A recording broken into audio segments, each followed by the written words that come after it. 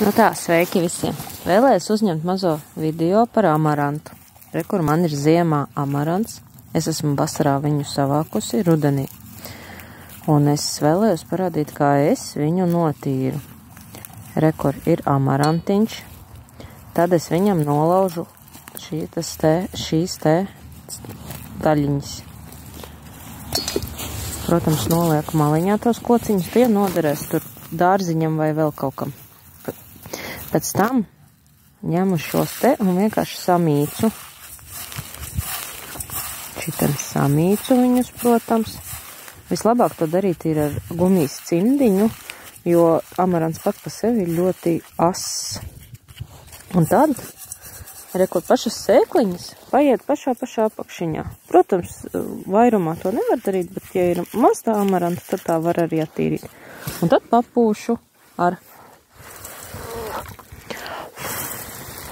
vējiņu. Un redzat, un tur jau ir baltas, gaišas, skaistas sēkliņas. Tad es viņu to visu nopūšu. Es to daru tepat pļaviņu, tepat ārā, lai putniņi var savākt to visu. Ja nu kaut kas krīt gar malām. Protams, tas ir, kā lai saka, nav ātrs process. Tas ir diezgan lēns.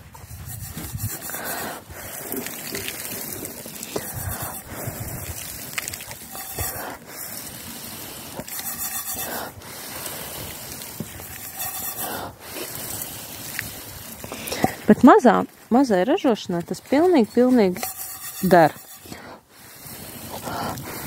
Un šajā video es vienkārši vēlējos parādīt, kā mājās var attīrīt amarantiņu bez lielām grūtībām un mazām vajadzībām.